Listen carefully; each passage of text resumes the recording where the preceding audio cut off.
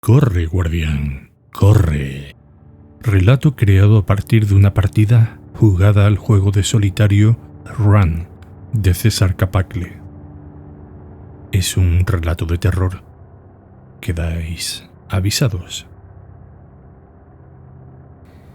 El guardián del tanque de agua estaba acostumbrado a los chanchullos menores sobre los que hacía la vista gorda a su jefe Yuri, el todopoderoso conseguidor.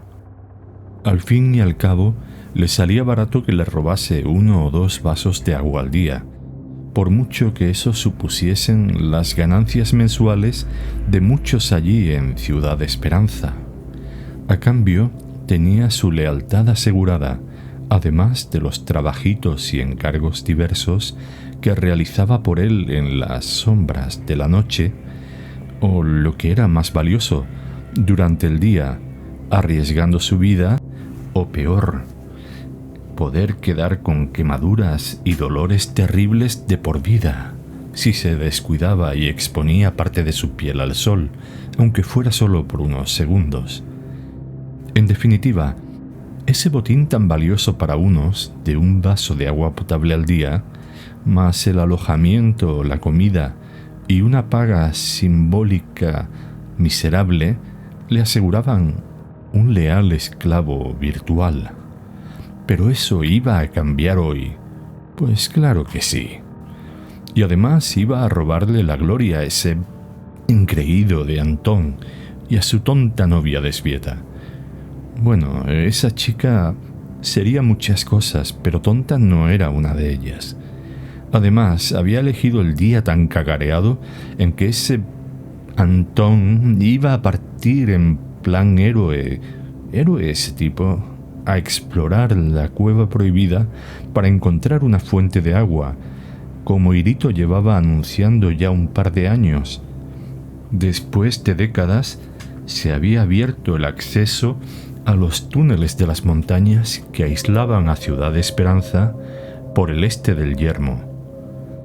Tras años de controversias, parecía que la mayoría de habitantes opinaba como Irito, ese maldito erudito, sobre el hecho de que, si de las montañas seguía fluyendo un río de fango, incluso aunque hubiera llovido prácticamente nada en más de un siglo, de algún modo tenía que haber un manantial interior, y con un poco de suerte se podría acceder a él antes de que esa agua se contaminara con las tierras secas y emponzoñadas del yermo en la superficie.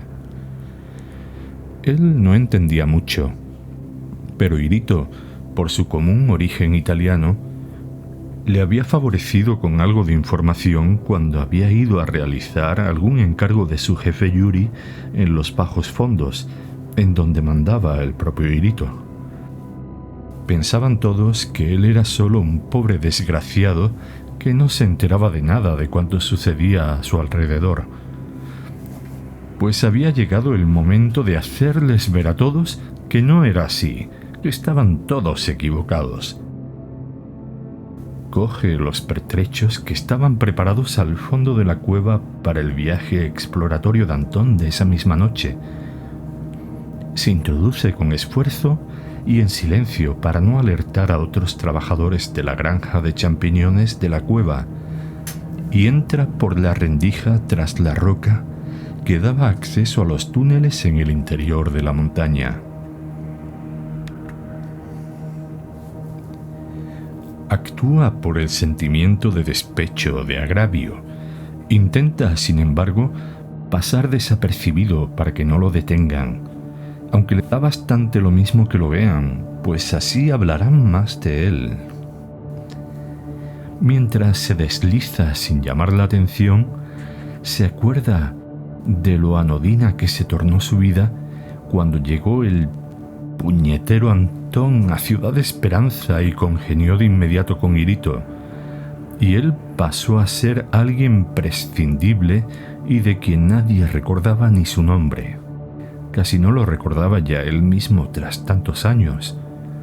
Cuando volviera triunfal con el descubrimiento de una fuente de agua, todos lo recordarían, empezando por sí mismo.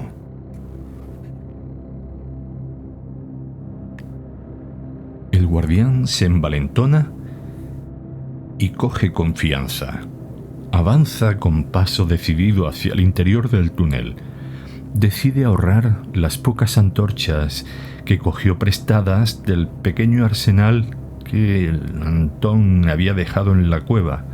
Valiente sorpresa se llevaría el torpe ese. También se reserva la luz frontal que distrajo del laboratorio de Irito. Si consigue salir sin haber gastado la batería, le supondrá una fortuna. Distraído con sus pensamientos, no se da cuenta de que ha entrado en una segunda prolongación del túnel que quedaba a su mano derecha. Este es mucho más estrecho, bajo de techo y con aristas afiladas, pero particularmente lo que ahora le llama la atención es que el suelo parece pulido y en cierto modo resbaladizo. No es capaz de distinguir si se debe al paso frecuente de personas o animales por ese tramo, o quizás porque hubiera fluido agua por ahí, limando asperezas. Eso despierta su codicia, que se impone a su temor, así que sigue por allí. Si su inconsciente le ha conducido hasta ese sitio, mejor hará en aprovechar su ayuda. Le vendría bien para variar. Avanza hasta llegar a un estrechamiento del túnel que le obliga a tumbarse para continuar. No ve nada de lo que pueda haber más allá, pero él, el guardián, está decidido, ¿verdad? Consigue pasar adelante, pero no contaba con que el plano se inclinara hacia abajo, lo que hizo que cayera resbalando y rodando en la oscuridad varias decenas de metros, hasta terminar magullado en una especie de terraplén rocoso con mini estalagmitas que se le habían ido clavando y rajando su cuerpo durante la caída. Se seca la sangre que le chorrea por la frente y le ciega, aunque da igual porque allí no se ve absolutamente nada. Lo único que puede sentir, aparte del dolor por todas las laceraciones en todo su cuerpo, es un frío espantoso que le congela las ideas. Intenta encender la luz de LED de la frente, pero la ha perdido. Palpando en la oscuridad, ha podido por fin encontrar una de las antorchas. La mochila se ha rajado también durante la caída y todo se ha desperdigado. Afortunadamente, el mechero lo tiene aún en el bolsillo del pantalón. A duras penas, rescata algún resto de comida y otro par de antorchas. De todas formas, se consuela pensando que la mochila está inservible y no podría llevar más cosas por sí mismo, aunque quisiera, aunque las tuviera. Al menos sigue vivo, no mucho mejor que antes de iniciar el viaje, pero tampoco mucho peor, o eso quiere creer. Nada más haber encendido la antorcha rescatada, vislumbra en los límites oscilantes entre la luz menguante y la oscuridad creciente que sale del fondo de esta pequeña y húmeda sala una especie de palo o bastón lleno de moho y líquenes. Quizás sea de un antiguo explorador, de antes de cerrar los accesos desde la cueva. En ese caso, debe de ser muy viejo, pero todo eso da igual. Lo importante es el moho y el líquen, sinónimos de agua cerca. Lo coge, pero no es un bastón. Parece una tibia. Sin embargo, los restos deshilachados de carne y tendones parecen indicar que no es tan vieja. Está incluso blanda la carne aún, y la humedad es de la parte de agua que constituye un porcentaje importante de la sangre. Si no fuera porque está acostumbrado a los trabajitos sucios que le encargan o encargaban Irito y luego el conseguidor, probablemente se habría puesto a vomitar. Mala cosa deshidratarse mientras busca agua, ¿eh? Lo más probable es que sea verdad uno de los muchos rumores que circulan por Ciudad Esperanza, que los castigados por Víctor al destierro no son enviados al yermo con raciones para varios días, sino que son arrojados y encerrados en las entrañas de la montaña. ¿Y qué habría podido comerse de esta manera tan despiadada a este desdichado? ¿Otros desterrados más capacitados para sobrevivir aquí? Prefiere no seguir pensando en otros rumores que circulan por Nadia. Joder, ahora que ya no estaba en la ciudad, le apetecía llamarla por el apodo con que todos llamaban a la ciudad. Lógicamente, la esperanza era algo que todos habían perdido hacía mucho tiempo. Así que llamarla por el nombre ruso de Nadia era un eufemismo generalizado para evitar pensar precisamente en la falta de esperanza. Pues, ¿qué cojones? Él pensaba volver victorioso a la ciudad, así que agradece al miserable cuya tibia sangrante sujeta su aviso sobre lo que puede venir de la oscuridad y empuña el hueso como bastón para apoyarse en la penumbra, explorar la oscuridad sin exponer su propia mano y como maza defensiva. No es gran cosa, pero menos da una piedra. Se acerca la antorcha hacia sí para intentar cortar las tiritonas del frío de la cueva, claro está, mientras sigue avanzando lentamente hacia la negrura del fondo de la sala con la tibia empuñada hacia adelante, como si al darle una estocada a la fría oscuridad pudiera mantener sus nervios bajo control.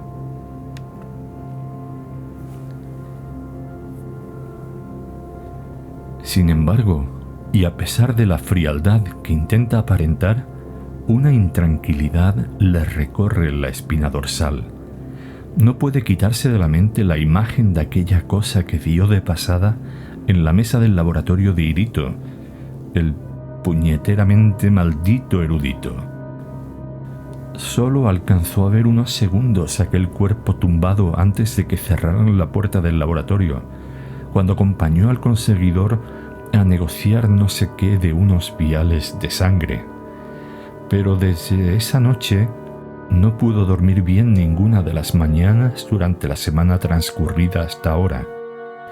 Agarra con fuerza la tibia descarnada, lo que a él paradójicamente le proporciona tranquilidad, pues le trae recuerdos de algunos de sus mejores trabajitos.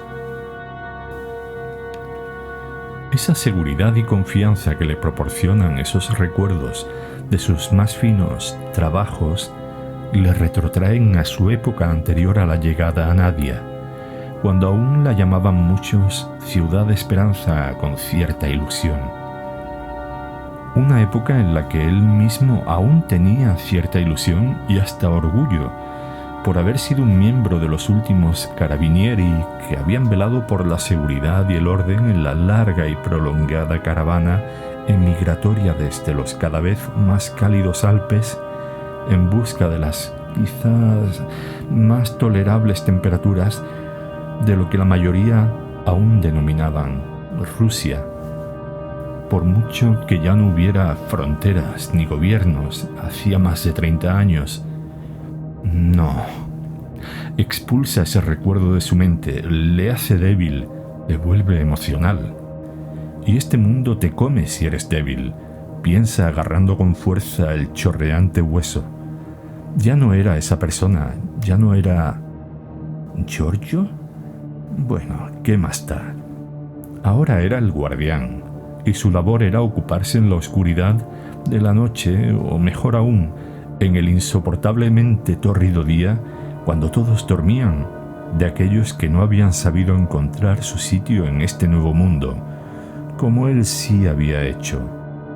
La mayoría acababa aceptando las normas más temprano que tarde, pero otros habían sido estúpidamente obcecados hasta su final. Pero tanto Irito como el conseguidor habían valorado su discreción y su habilidad con el cuchillo. Incluso la habían recomendado y la habían prestado al salvaje Víctor y al psicópata Serge. Serían acérrimos enemigos entre sí, pero todos habían sabido valorar su fina artesanía con los cuchillos. Ese pensamiento le vuelve a dar tranquilidad y confianza, al menos la suficiente para seguir adelante durante los siguientes tramos de oscuridad. Ni siquiera siente los dolores de todo su cuerpo lacerado. Eso le hace sentirse más cerca, más unido a sus antiguos clientes. Lástima de no haber encontrado su cuchillo favorito tras la caída. De cualquier forma, agarra bien la antorcha y la tibia, para que no se resbale con la sangre que sigue chorreando, y sigue caminando con decisión. De pronto, un ruido, minúsculo pero ensordecedor entre los silencios retumbantes de esta caverna. Está seguro de que no es ese incesante goteo cuyo lejano eco le acompaña desde hace minutos, u horas, a saber. Es un ruido sordo, como de pisadas o más bien de zancadas, el golpeteo de madera o material reseco y corrompido contra el suelo rocoso de los túneles. No suena lejos, así que acelera, con cuidado de no hacer excesivo ruido. Primera intersección. Decide ir por el túnel de la derecha. El de la izquierda es demasiado estrecho de todas formas. En el siguiente cruce vuelve a optar por la boca más a la derecha. Se está acercando, pues incluso le parece oír ya el sonido con eco, como si viniera de adelante y de detrás de él. Aprieta porque se siente fuerte y ve que está acercándose. El ruido de pisadas cada vez va más rápido. Le ha oído y huye de él. Eso está bien. Muy bien. El guardián vuelve a inspirar respeto. Eso le envalentona. Cree ver una sombra entre las sombras. Directamente corre ya sorteando las escasas estalactitas resecas del techo. Ya lo tiene casi al alcance de la vista. Nuevo cruce de caminos, lo tiene claro, el de la derecha. Demasiado tarde. Al girar para entrar se da un chocazo brutal. ¿Se ha partido el cráneo? Lo juraría. No alcanza a ver más que su propio cuerpo cayendo desmadejado por el inmenso agujero que había a la entrada del túnel. No solo ha sido el topetazo crujiente contra la pared del agujero con su frente, sino los rebotes de pared contra pared durante la caída. No sabe si son ya segundos o minutos cayendo. No se acaba nunca. Por fin, un poco de descanso. Cerrar los ojos y descansar un momento para retomar fuerzas. No pasa nada por dejarse llevar un ratito. No va a pasar nada. El desvanecimiento le da cierto respiro, pero incluso en su inconsciencia no puede evitar retorcerse de dolor por las heridas sangrantes que tiene, más el par de fracturas abiertas en el antebrazo izquierdo y su tobillo izquierdo destrozado con la caída. Pero, con todo, la cabeza es lo que más le duele. No deja de tener pesadillas, como de ser arrastrado y de sentir su cuerpo y sus heridas manipulados. Siente el frío que no se va nunca, pero esta vez no es el frío de la roca, sino un frío metálico y liso. Si este es un descanso reparador, no quiere despertar. Él nunca ha tenido miedo al dolor de los demás. Otra cosa bien distinta es su propio dolor. Como en sueños, siente los golpes de antes, esta vez con un eco y rebote metálico en su sien terriblemente dolorida, cada vez más cerca. Finalmente cree estar flotando, pero no podría decirlo. Todo su cuerpo es un enorme moratón, una gigantesca llaga. Solo distingue su brazo y su pie izquierdos, además de su cabeza, debido a que los dolores de esas extremidades sobrepasan lo soportable. ¿Es esto lo que han experimentado sus clientes? Intenta dejarse llevar, pero el traqueteo de ese paseo en volandas le devuelve una y otra vez a la consciencia, como él solía hacer con sus pacientes, justamente. Intenta percibir otras sensaciones que no sean el dolor tan intenso. Solo alcanza a ver en la penumbra, entre las nubes de la semi-inconsciencia y un ojo entrecerrado por las fracturas del cráneo, paredes lisas gris azulado como el techo, ecos de pisadas metálicas retumbando. Finalmente empieza a rezar, no para pedir nada, sino para agradecer que por fin empieza a desvanecerse. Por fin, justo cuando creo oír cuchicheos en ruso puro, no en el euro-ruski, la lengua franca de esta parte del mundo tras la hecatombe de hace tantas décadas. No, es ruso puro y genuino. Decide no perder el poco aliento que le queda y dejarse hacer. Sus emociones y sensaciones, tanto psicológicas como espirituales y físicas, están en un completo remolino y a flor de piel. No puede pensar y está plenamente confuso. Es lo más cercano que ha estado en años de tirar la toalla, fundido a negro.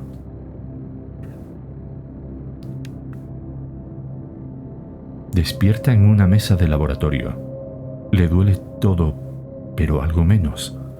Si le han puesto analgésicos, quizás deba tener cierta esperanza aún. Ve a alguien saliendo del laboratorio. Intenta reaccionar, pero casi no puede moverse. En ese momento se gira a quien iba a salir y le ve la cara. Se parece a aquella chica del clan de Víctor, de los nacionalistas rusos, que siempre rondaba por el tanque de agua. Soportaba las lindezas y groserías que le soltaba el guardián, porque sabía que alguna que otra vez le regalaba un preciadísimo vaso de agua, y sin pedir nada a cambio, a excepción de una sonrisa. Sí, era ella, sin duda. Ella se lleva el dedo índice a los labios y a continuación se da un golpecito en el bolsillo del pantalón. Él sigue el gesto y nota el bulto de un cuchillito en el bolsillo. Debe de ser un bisturí. Cuando vuelve a mirar hacia la puerta, la chica ya no está. El brazo izquierdo no lo puede mover, pero sí ve que está vendado y tiene cogida una vía. ¿Su pie izquierdo no está? ¿Está encima de una mesita auxiliar? ¿Pero qué cazzo han hecho con él? ¿Y por qué no siente dolor en el pie? ¿Qué cojones están haciendo con él? ¿Y quién? ¿Y por qué lo han dejado solo y libre en el laboratorio? Sin poder andar y en su estado no podrá ir lejos, en todo caso. Se da cuenta de que la chica le había soltado las correas que le retenían sujeto a la mesa. ¿Por qué? Era una de las cachorritas de los rodinarrusos de Víctor, lo más bajo de su escalafón. Se pregunta si las sometían a algún trato vejatorio, al menos a las jovencitas guapas como ella. No tiene tiempo de pensar en más. Oye ruido junto a la puerta. Gira suavemente la cabeza en esa dirección y entrecierra los ojos mientras acompasa la respiración, como si estuviese aún narcotizado. Oye a dos personas hablando en ruso puro. Eso y su fuerte acento a rusos genuinos hace difícil que les entienda. Solo pilla palabras sueltas que no sabe declinar, por lo que no está seguro de si se refieren a él o a otros sujetos. Palabras como experimentos, infección, vacuna y lo que más le aterra, metahumano. Vislumbra con el rabillo del ojo cómo preparan una inyección. Quizás sea un analgésico más, o la infección para usarlo a él de cobaya, o la vacuna, si es que se ha despertado demasiado tarde, o da igual, No está dispuesto a que sigan jugando con él. Entonces el de la inyección se da cuenta de que está desatado y el otro tipo con bata blanca se acerca también para sujetar su brazo izquierdo para la inyección, lo que él aprovecha para hacer un rápido movimiento de mano con el bisturí que ya había sacado del bolsillo y así cercenar la garganta del que le sujeta el brazo roto, y le clava el bisturí con todas sus fuerzas en el corazón al de la aguja hipodérmica. Les mira directamente a sus caras de asombro aterrado. No les reconoce. Si eran del grupo ruso nacionalista de Víctor de Ciudad de Esperanza, no les había visto nunca. ¿Podrían ser de Metro City? Eso está muy lejos. Lo que le lleva a la cuestión de dónde está en este momento y a la de cómo demonios va a salir de allí en su patético estado. Pero por un momento sonríe y se solaza en el recuerdo de que hacía mucho tiempo que no se había sentido tan bien como en este momento. A pesar de los dolores, el pequeño cuchillo le conforta. Ruidos en el exterior, acompañados de gritos. Habrán oído los lamentos y el estrépito de los dos muertos al caer al suelo, resistiéndose a irse en paz y en silencio. Pasos corriendo en el exterior.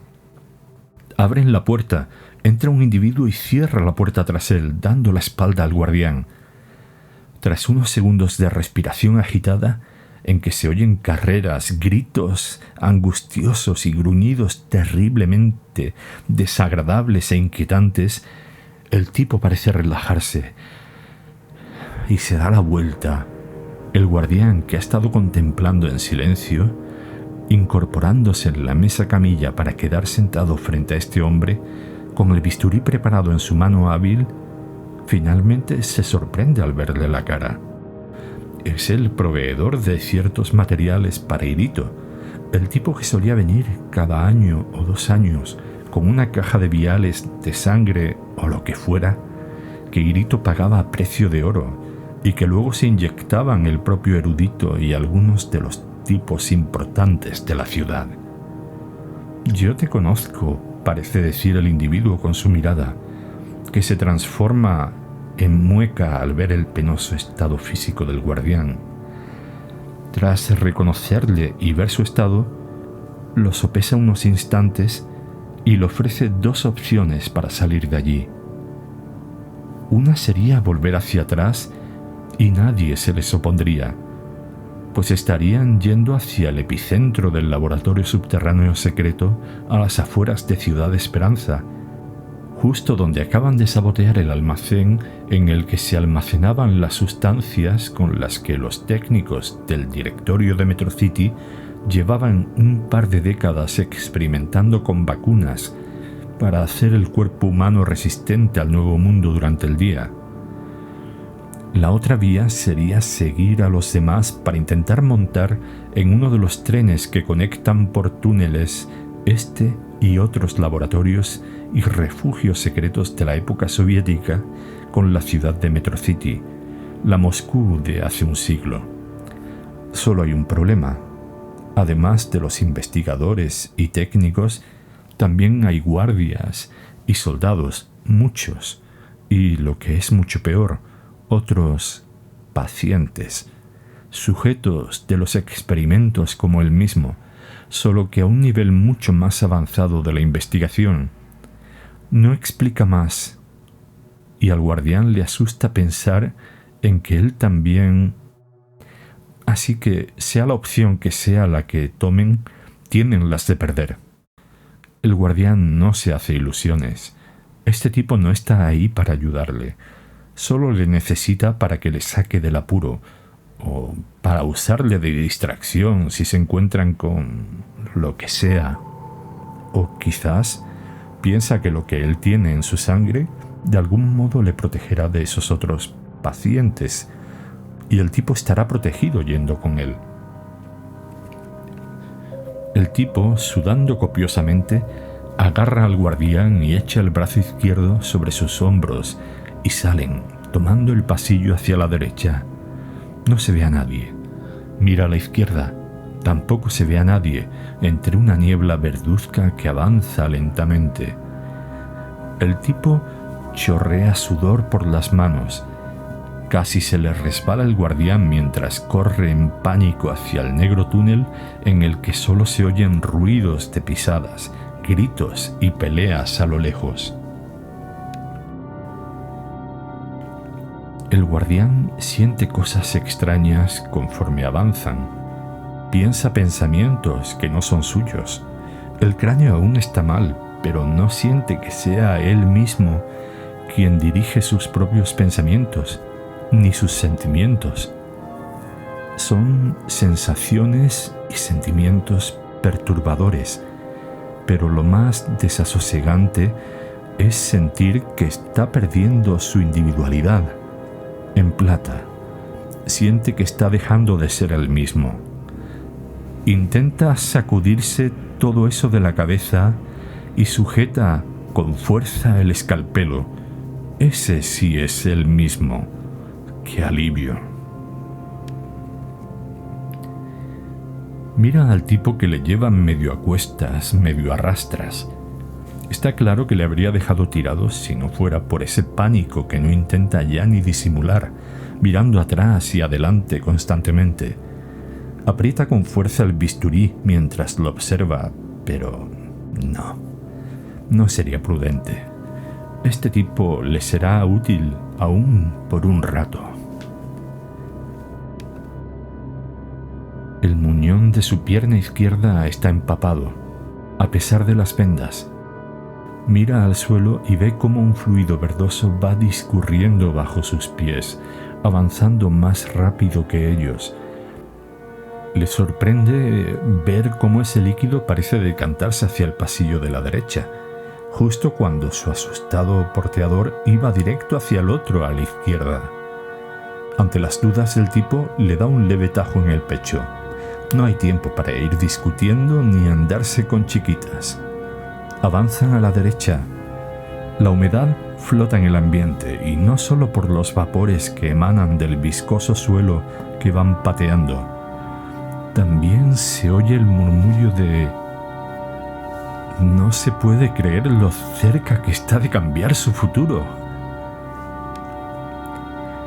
La emoción le embarga e ignora por completo a su porteador, que no cesa de llorar y gemir pidiéndole volver para coger uno de los últimos convoyes ferroviarios subterráneos, que quedarse allí sería una sentencia de muerte. El guardián le saja la oreja y le dice en voz baja que así podrá oírle mejor y que allí es donde deben estar en este momento, contemplando el manantial subterráneo de agua límpida, pura y cristalina. Será famoso, un héroe y también rico. El pie y la cara destrozada. Seguro Kirito le arregla, como bien sabe hacer. Tendrá a toda Ciudad Esperanza a sus pies, y hasta la propia Metro City, si se da bien. El tipo que le lleva no para de gemir y chorrear sangre y sudor por la cara, y señala con la mano izquierda mientras farfulla en ruso. El guardián sigue con la mirada el rastro de la sangre por el suelo, serpenteando entre el fluido verduzco que va a desembocar en una pequeña laguna interior, en la que se acumula el agua que brota de las entrañas de la tierra. No hay luz allí, pero un suave resplandor fluorescente dota de brillo a esa reducida caverna. Toda la laguna reluce más y más intensamente. Sonriendo, le indica a su cargador que ya es hora de volver al otro pasillo. Ahora sí. Mientras van hacia las luces y el escándalo por el otro túnel de la izquierda, el guardián le vuelve a preguntar en eurorruso al tipo que le lleva por qué tiene tanto miedo como para arriesgarse a quedarse allí y no se va corriendo solo. Le responde únicamente con palabras sueltas que el efecto de la vacuna en dosis excesivas es contraproducente y por eso necesitaban seguir haciendo pruebas pero con algunos de los pacientes testados se habían producido efectos inesperados, llamémoslos, y habían decidido dejar de seguir el tratamiento. Este tipo o es muy inocente o se cree que el tonto es él. Así que definitivamente él va a ser su antídoto contra esos pacientes rebeldes. No le da tiempo a preguntar más, pues al doblar la esquina, la chica, la que le liberó de las ataduras en el laboratorio, la ha reconocido por los ojos azules tan particulares, no por su pelo rubio teñido de rojo, así como casi toda su cara, aunque más bien es que tiene la cara en carne viva, más que cubierta de sangre. Intenta a muy duras penas alejar a patadas a una mujer en camisón que le desgarra el pecho con su poderoso brazo, mientras se relame con los ojos inyectados en sangre y un aspecto inhumano. Parece en todo una persona normal bajo la escasa luz, pero cuando se tira con ansia irrefrenable sobre la muchacha, algo no está bien. Ni en sus peores momentos de sádico placer llegó a sentir él una lujuria de violencia como la que les tiene a los dos allí mismo paralizados. El guardián sigue observando con cierto desapasionamiento profesional cuando su cargador reacciona y, ajustándose todo lo que puede a la pared más lejana, pasan junto al bulto de carne sanguinolenta de las dos mujeres y sigue corriendo. A lo lejos se ve una enorme sala, un tren pitando aún parado en el andén y mucha gente por doquier empujándose, peleándose por subir al tren o por sus vidas. El porteador se revela como todo un especialista en sortear los problemas. Con razón tenía esa labor de vender ese mejunje a la gente poderosa. Sacarles la pasta e irse de rositas año tras año no es tarea fácil. Así sortea grupos abalanzados sobre gente chillando a garganta viva en el suelo. Casi resbalan por la sangre y el líquido verdoso y pegajoso que cubre todo el suelo, lo que le evita un cachiporrazo que iba directo a su cabeza, y aprovecha el hueco que ha dejado el de la porra para tirar de la misma hasta desequilibrarlo y hacerlo caer de los escalones del vagón, que comienza a ponerse en marcha, y se sube al tren en el último minuto, y todo sin soltar al desecho del guardián, que empieza a cogerle cariño a este Mindundi. Hasta que ven en mitad del vagón algo inefable y que podría pensarse como indescriptible, si no fuera porque es imposible para el guardián no mirar a la bestia y no apreciar cada uno de los detalles que lo distinguen de lo que antes fue probablemente una persona anodina y que habría podido pasar por completo desapercibida de habérsela encontrado hoy mismo en otras circunstancias. Contempla, entre extasiado y muerto de pánico, el bulto lleno de pus que está donde alguna vez estuvo la cabeza y que produce un inquietante chirrido al rasparse contra el techo del vagón, como si no le doliera o no se percatara siquiera. Entonces gira la cabeza en dirección hacia los dos recién llegados. O eso parece, porque no se le distingue nada de aquello en lo que se supone que debía consistir una cara. No es más que una masa negra, roja y blanca por el pus espumeante. Contra su voluntad, interrumpen su analítico examen. Su cariñoso amigo le suelta en mitad del pasillo y hace amago de salir ahuyentado en dirección opuesta a esa bestia. El muy traicionero de su compañero le ha arrojado en mitad del pasillo para poder huir mejor solo. Finalmente, el guardián consigue aferrarse con su brazo sano, sin embargo, al respaldo de la línea de asientos más cercana, quitándose por momentos de mitad del pasillo por el que no cabe la bestia, siquiera cuando pasa a su lado. Le ignora, aparentemente, mientras va cada vez más torpemente rápido hacia su exporteador. No ve más, no puede ver más. Solo tenía la vista del ojo que le quedaba y que ahora está nublada por el pus que brota de la fractura craneal. En cuanto salga de esta, deberá desinfectarse las heridas. No lo ve, pero sí oye cómo su ex compañero salta de vuelta al andén completamente aterrado. No sabe qué es de la bestia, ni de la gente en el andén o en el propio tren. Solo alcanza a percibir un estruendo enorme mientras todo gira a su alrededor y va perdiendo la conciencia, sumiéndose en ese placentero descanso mientras sujeta el bisturí con fuerza hasta cortarse los tendones de la mano. Y sin embargo, se siente vivo. Una nueva oportunidad.